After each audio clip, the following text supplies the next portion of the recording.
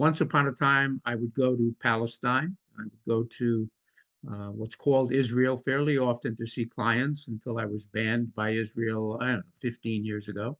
And then I was banned by Egypt in 2014 because I sued them in the African Union. So my family in Palestine I've been unable to get to on the ground.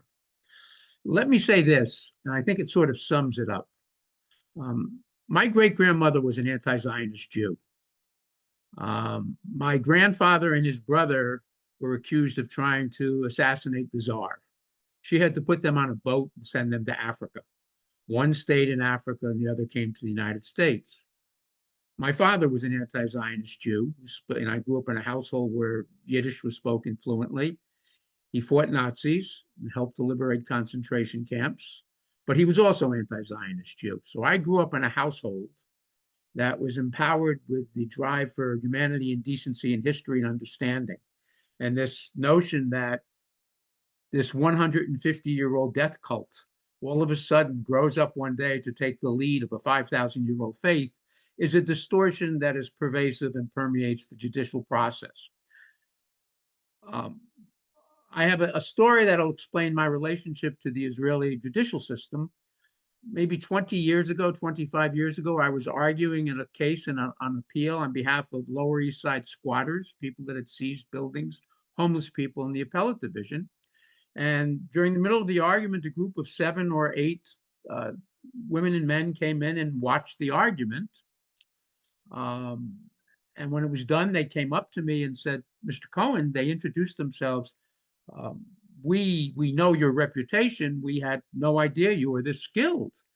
We'd like to introduce ourselves. We are, and they went on to identify themselves as a collective of Israeli judges, including one from the Supreme Court, that were in the United States looking at our judicial system. And with my usual flair for I couldn't avoid the moment, I said, I didn't know Israel had judges. And they dropped their heads, basically, had no idea how to respond, and walked away.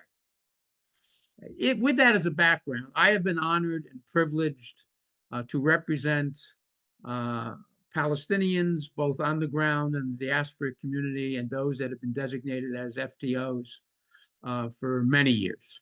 I was honored to successfully represent. It began my representation of Hamas over 30 years ago, when Musa Abu Marzouk, who had a green card in the United States and a family, who was one of the original founders and the head of the leader of its political wing, was first taken in for violation of the green card, and then Israel, the Knesset, issued an arrest warrant. The political body issues an arrest warrant because of the intifada for Abu Marzouk.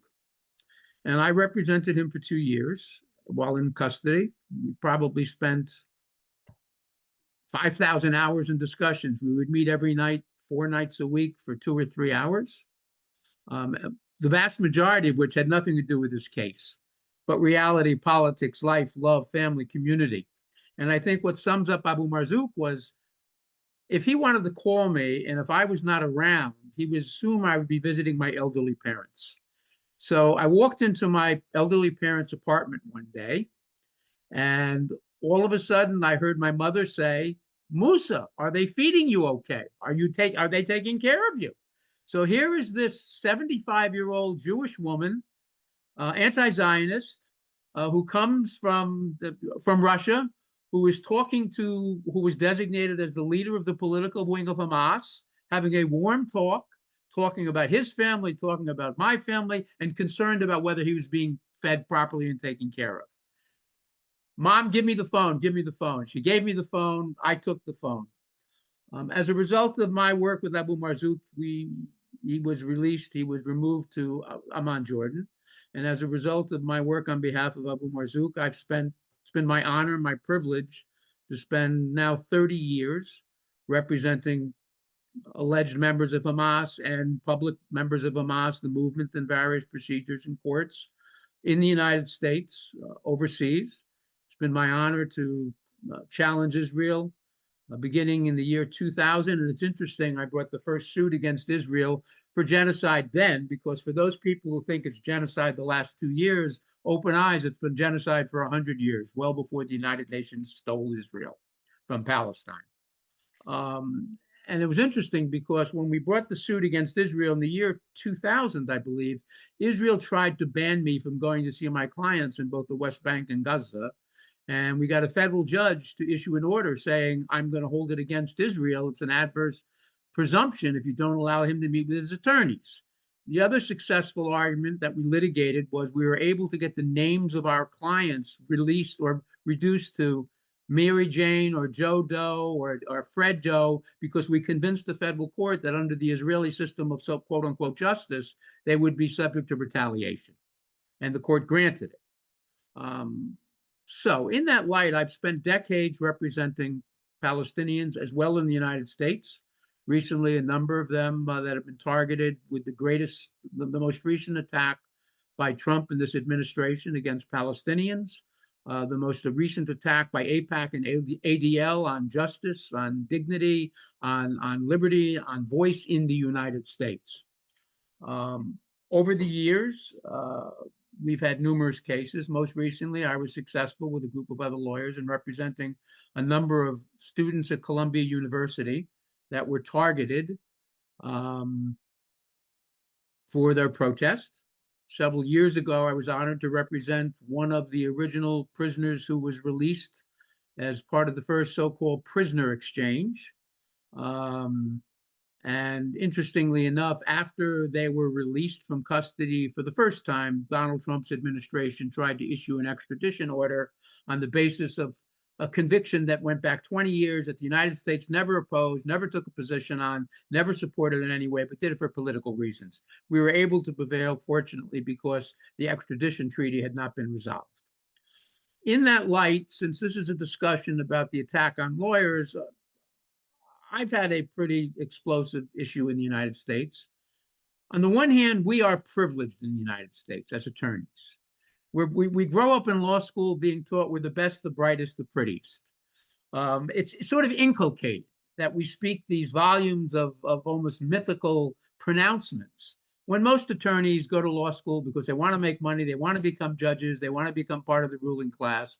Although I have been very fortunate as an attorney for many years, I've had dozens and dozens of externs and interns and young lawyers that have worked with me, many of whom have gone on to become public defenders and international human rights attorneys, almost all of them involved one way or another in representing Palestinians. There's a price to pay. It's not the price to pay that Nadia pays. It's not the price to pay that Fahad is paying at this point, being targeted, but there's a price to pay.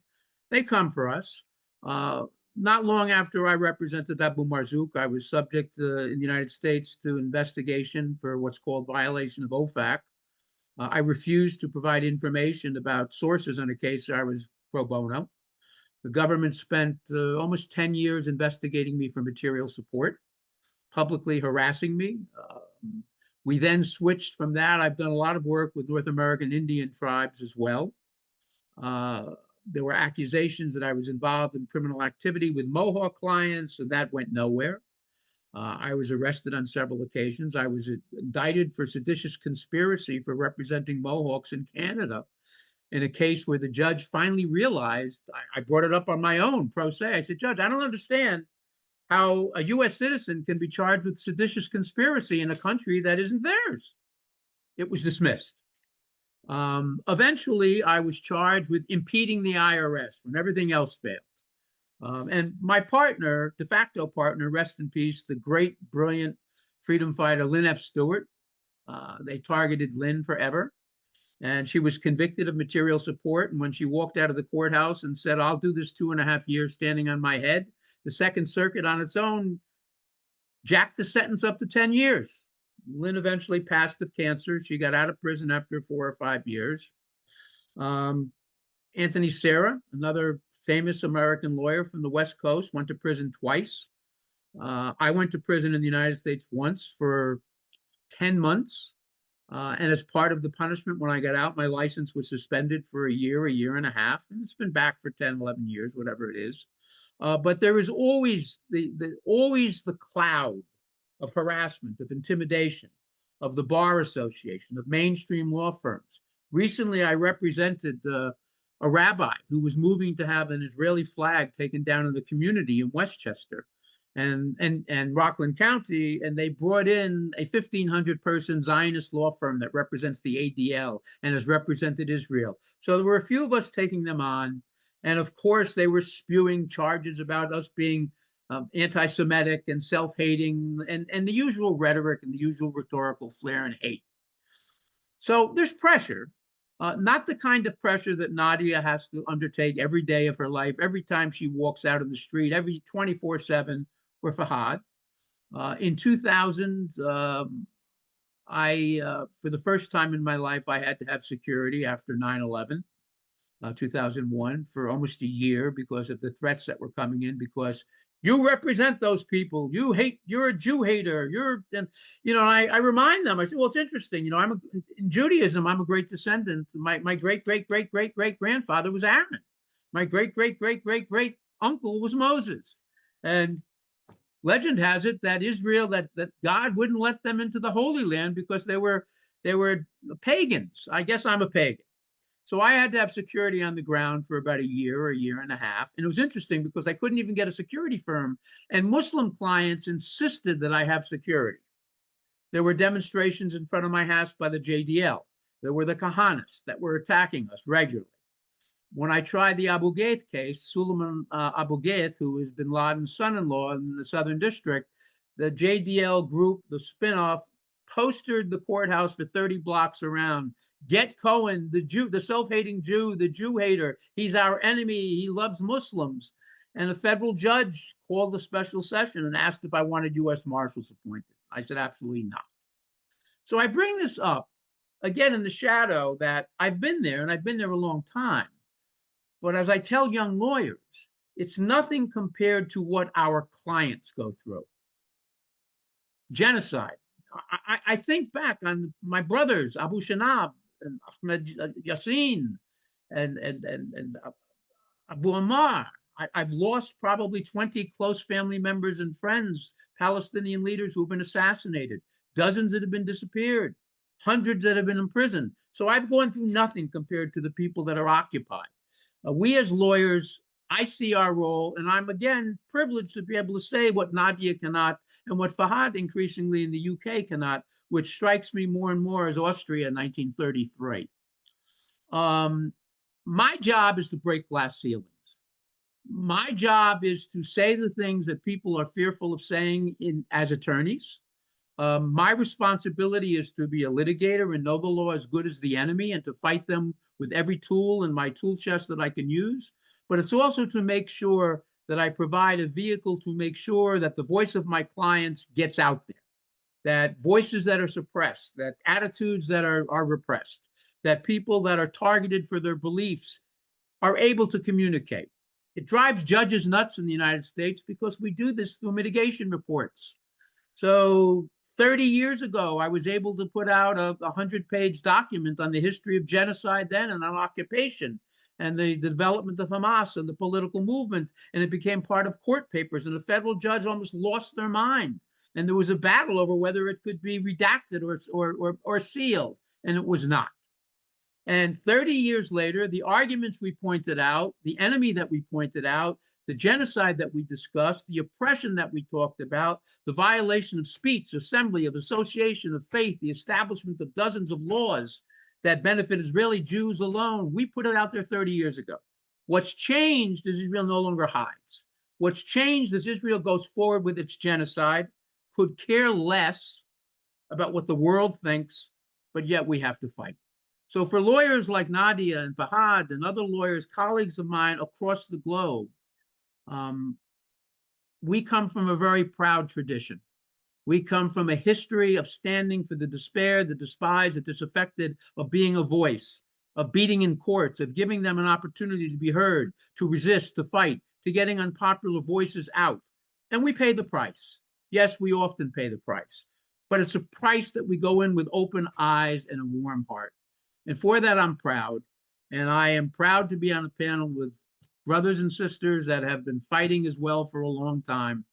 And I represented the IRA or some members of the alleged IRA in the United States years ago. And it was then the first time I heard up the Ra.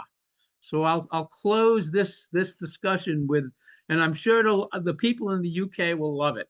I'll close it with up the Ra, and thank you.